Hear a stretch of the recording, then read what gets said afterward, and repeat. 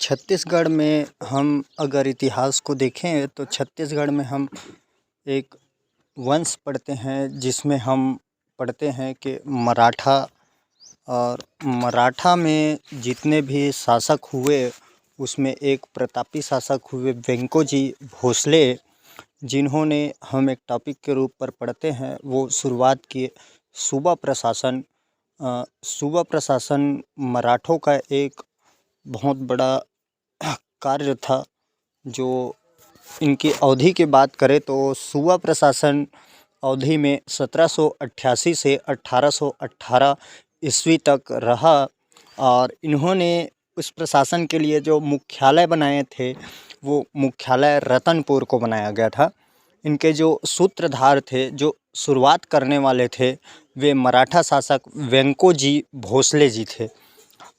इनमें प्रमुख जो कार्य हुए, पहला 1787 ईस्वी में मराठा शासक वेंकोजी भोसले ने सूबेदारी प्रथा की शुरुआत की। दूसरा, इस काल में छत्तीसगढ़ में रतनपुर का राज्य था। और तीसरा जो प्रमुख है वे है सूबेदार शासक नहीं होते थे, अपितु मराठों के अधीन अधिकारी प्रतिनिधि मात्र होते थे।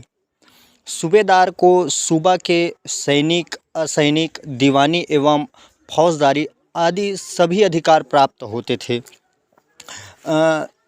छत्तीसगढ़ में मराठों द्वारा स्थापित सूबा शासन मराठों की उपनिवेशवादी नीतियों का परिणाम था।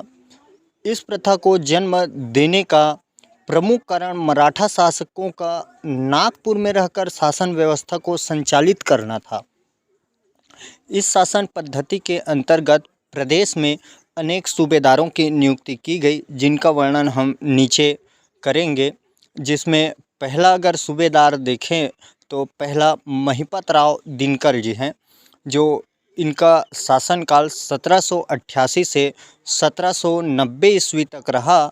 इन्होंने बहुत ऐसे कार्य किए जिन्होंने हम छत्तीसगढ़ के इतिहास को अधिक प्रभावित किया और सूबेदार व्यवस्था को अधिक प्रभावित किया। इनकी जो सूबेदारी थे वे छत्तीसगढ़ के प्रथम सूबेदार थे।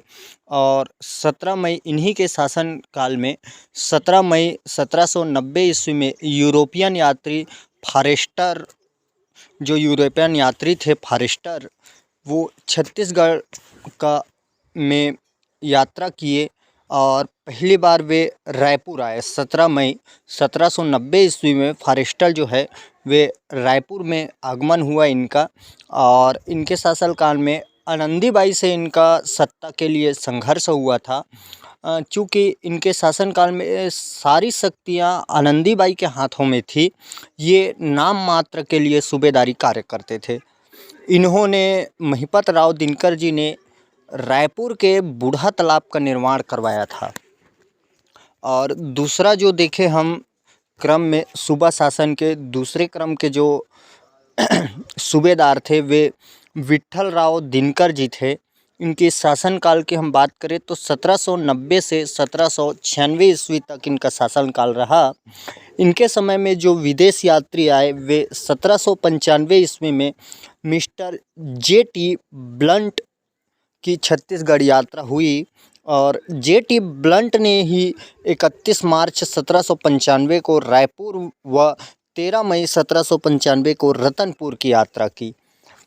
इन्होंने परगना पद्धति को जन्म दिया और परगना पद्धति के हम इसको जन्मदाता के रूप में जानते हैं। परगना पद्धति की जो शुरुआत हुई वो 1790 ईस्वी में हुई। हम लागूकर्ता के को अगर देखें टॉपिक के आधार पर तो यह नवीन व्यवस्था थी जो 1818 ईस्वी तक लागू रही। और परगना पद्धति के जो प्रमुख होते थे उसे हम कमाविसदार के नाम से जानते थे। इन्होंने कलचुरीकालीन छत्तीसगढ़ों को 27 परगनों में विभाजित कर दिया। जो विभाजित होने के पश्चात गौटिया के जो पद होते थे उसे वे यथावत रखे। विट्ठल राव दिनकर जी जो थे वे कलचुरीकालीन छत्तीसगढ़ों को 27 परगनों में विभाजित कर दिए, किंतु गौटिया के जो पद को होते थे उसे इन्होंने यथावत रखा। और इनका अगर हम संघर्ष देखें तो इनके शासनकाल में बस्तर क्षेत्र में भोपालपट्टनम का एक संघर्ष हुआ जो 1795 में हुआ था। इसके बाद तीसरा सूबेदार जो थे वे भवानी कालू जी थे, जिन्होंने बहुत कम समय तक अपनी सूबेदारी किए। क्रम में अगर देखें तो सबसे कम समय अवधि के सूबेदार थे।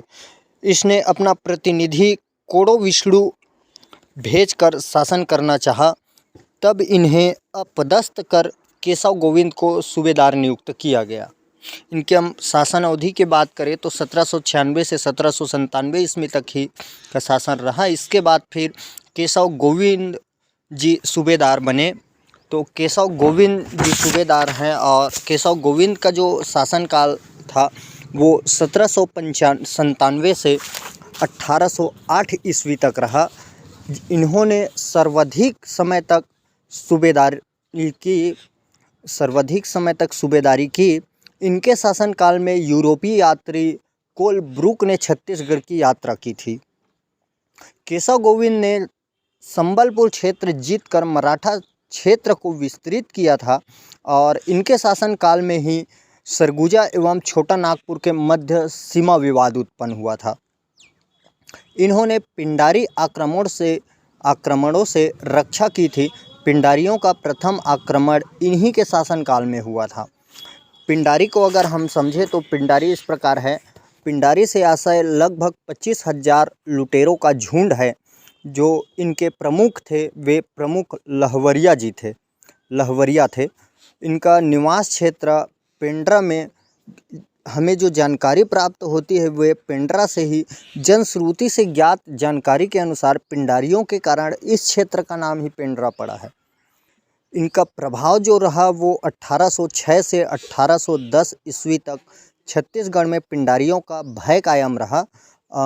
विशेष में हम देखें तो छत्तीसगढ़ में पिंडारियों का प्रथम आक्रमण जो हुआ वो केशव गोविंद के शासनकाल में हुआ, जबकि बीकाजी गोपाल के समय ये अपने चरम सीमा पर थे।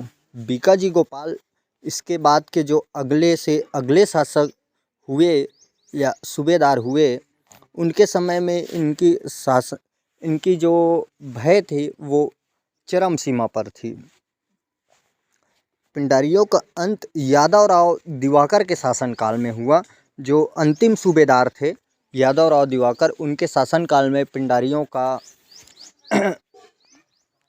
अंत हुआ। बीकाजी पिंडरी एवं दिरो कुल्लकर केशव गोविंद के पश्चात जो सूबेदार बने वे बीकोजी पिंडरी एवं दिरो कुल्लुकर 1808 से 1809 ईस्वी तक रहे। उसके बाद फिर जो हुए सूबेदार वे बीकाजी गोपाल, जिसे हम उपनाम में जानते हैं बीका भाऊ। इनका जो सूबेदारी शासन था वो 1809 से 1817 ईस्वी तक रहा।